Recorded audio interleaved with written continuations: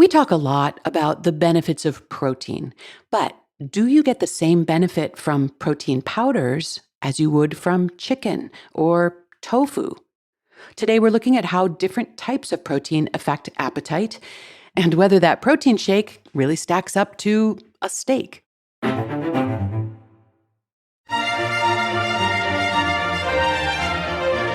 Welcome to the Nutrition Diva podcast, where we take a closer look at nutrition news, research, and trends, and answer your food and nutrition questions.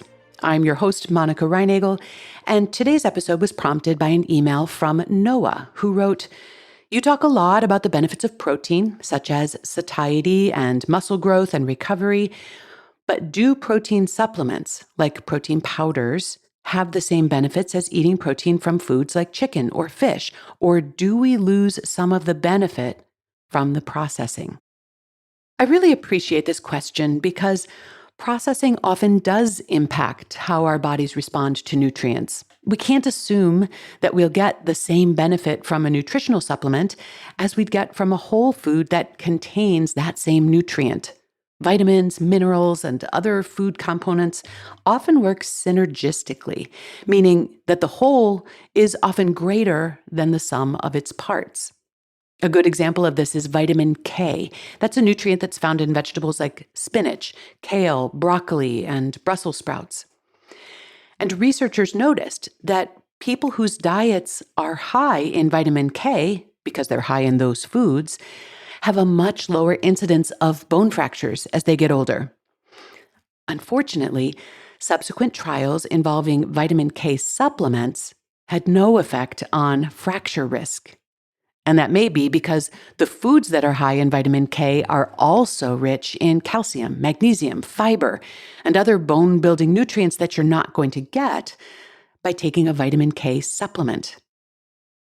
And similarly, protein-rich foods like meat, eggs, dairy, and soy provide a lot of nutrition benefits besides just the protein. Meat delivers iron and B12. Dairy provides calcium and potassium. Eggs provide choline. Soybeans provide fiber and isoflavones. And when we use a protein powder, we might be missing out on the benefits of some of those nutrients. However, when it comes to the effects of protein specifically on muscle synthesis, protein powders or isolates can be at least as effective as the same amount of protein from whole foods. And in fact, in this situation, the source of the protein matters more than its format or processing. So whether it is delivered in whole foods or in protein powders, the more complete proteins, such as those from eggs, dairy, or soy, are going to be more effective in promoting muscle synthesis than the proteins that you'd get from nuts, grains, or legumes. But as Noah mentioned, another benefit of protein is that it also tends to promote satiety, meaning we're not going to get as hungry as quickly after a protein-rich meal as we do after a meal that contains less protein. And when it comes to satiety, both the source and the format of the protein may play a role. So let's look first at the format. In general, solid foods are more filling than liquids, even when the calories and the nutrients are exactly the same. So if you blend your yogurt and berries into a smoothie, it might not keep you full for quite as long as if you ate that same yogurt and fruit with a spoon. And there are a few reasons for this. First of all, chewing your food actually activates satiety signals in the brain. And it also slows down the eating process, and that gives your body more time to register fullness. Liquids, on the other hand, tend to move through your digestive system more quickly, and that can reduce the satiety signals that your gut sends to your brain. And there's also a psychological component to this. People tend to perceive solid foods as being more substantial and filling, and that can influence how full they feel afterward. In other words, a serving of soy yogurt might be more filling than a protein drink made with soy protein isolate, even if both contain the same amount of protein. But how would a serving of soy yogurt stack up to a serving of dairy yogurt? That's a different question. Studies comparing different protein sources have often found whey protein to be especially effective at promoting satiety. It modestly outperforms options like soy, turkey, tuna, and even casein, which is the other major protein that's found in dairy products. And there's some brand new research that suggests a possible reason why this is. A study out of Heather Leidy's lab at the University of Texas found that a specific amino acid, leucine, might play a key role in protein's effect on satiety. And this may help to explain why certain protein sources are more effective than others, specifically in suppressing appetite. This same amino acid, leucine, is also one of the key triggers for protein's effect on muscle protein synthesis. So if you're wondering which foods are high in leucine, meat, poultry, and fish top that list. Dairy products, tofu, and eggs are all in the moderate range. And plant-based proteins like legumes, grains, and seeds are lower in leucine. Protein supplements, such as a whey or a soy protein powder, are also high in leucine, especially compared with their corresponding whole food sources. Now, that doesn't mean that plant-based diets cannot support satiety or muscle building. They certainly can. It just means that they may require a bit more attention to the quantity and the variety of protein sources in order to match the leucine levels of animal-based options. Now, of course, leucine is not the only player in satiety. As we've already discussed, the texture of the food or the format may play a role, as well as things like the amount of fiber and fat in the meal. Even our own metabolism and psychology play a role. After all, hunger and appetite, these are hugely subjective experiences. They happen as much in the brain as in the body. So while all of this research is fascinating to nutrition nerds like me and maybe you, I still think we need to take it with a grain of salt.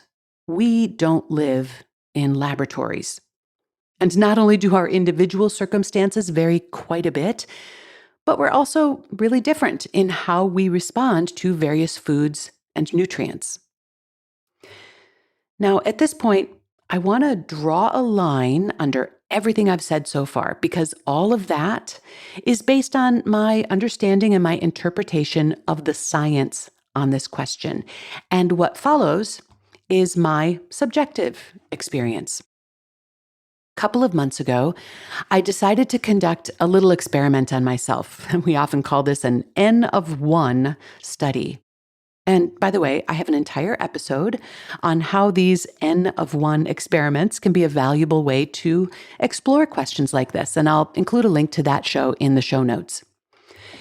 In any case, I wanted to see what would happen if I significantly increased my protein intake, and I was especially interested in how this might affect the results that I was getting from my strength training, as well as my body composition. But I was also curious about how it might affect my hunger and my appetite. Now, those of you who know me know I am not a bodybuilder or a competitive athlete. I'm just someone who's trying to stay fit and healthy as I get older. And like many people in midlife, I had started to notice some changes in my weight and my body composition. The same inputs in terms of nutrition and exercise just didn't seem to be producing the same results as they used to. After all, I'm not getting any younger. In fact, I'm 16 years older than I was when I started this podcast. So this wasn't totally a surprise, or at least it shouldn't have been. You've heard me talk about anabolic resistance before. As we get older, it takes more protein to get the same results that we may have gotten when we were younger. So I decided it might be time to increase the amount of protein that I eat. Before this little experiment, I was eating about 50% more protein than the recommended dietary allowance. For the purposes of my experiment, I decided to dial that up to 150% more than the RDA. Now, Now, that sounds really dramatic, so let's do the math. The RDA for protein is around 50 grams per day, and that's the minimum we need just to prevent protein deficiency. I had been averaging about 75 to 80 grams per day, 50% more, and now I'm aiming for 125 grams per day. You could put this another way by saying I had been getting around 15% of my calories from protein, and now I'm trying to get closer to 25% of my calories for protein. And just for your reference, the acceptable macronutrient distribution range for protein is 10 to 35% of your calories. So I'm still well within that. And I will tell you that hitting that target requires a fair amount of planning and focus. To be honest, I'm probably averaging closer to 110 to 115. And I wouldn't even be able to do that without the help of a protein powder supplement. And I am using a whey protein powder in case you're wondering. But this is certainly not the only source of protein in my diet.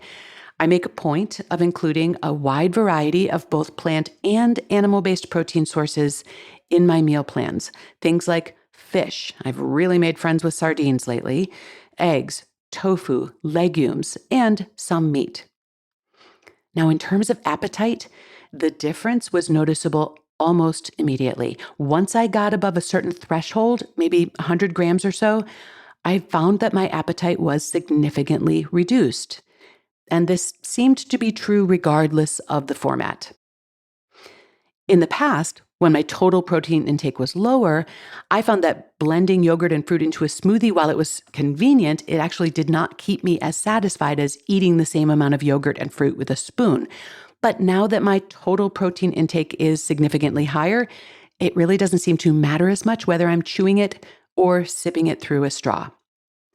So for me anyway, the total amount of protein seems to have a bigger impact on my appetite than the specific source or the format of the protein. Now, as for changes in body composition, I don't have results to share with you just yet. It takes a lot longer to see those shifts, and it also requires specialized tools to measure them accurately. So in the interests of science, I did have a body composition assessment done at the start of my little experiment, and I plan to repeat it after 3 months to see what has changed. And if you're curious to hear how it all turns out, just let me know. And I should also point out that I am not expecting protein to do all the work here. I am also doing resistance training. It takes both to build and maintain muscle. But getting back to Noah's original question, do protein supplements provide the same benefits as protein from food? In terms of satiety and appetite control, the format and the source of the protein can make a difference, but those differences are often pretty modest. Liquids are generally a bit less filling than solids, and some protein sources, especially those higher in leucine, may be a bit more effective at triggering satiety signals. But again, in my personal experience, once I got above a certain total daily protein threshold, those differences seemed to matter a lot less.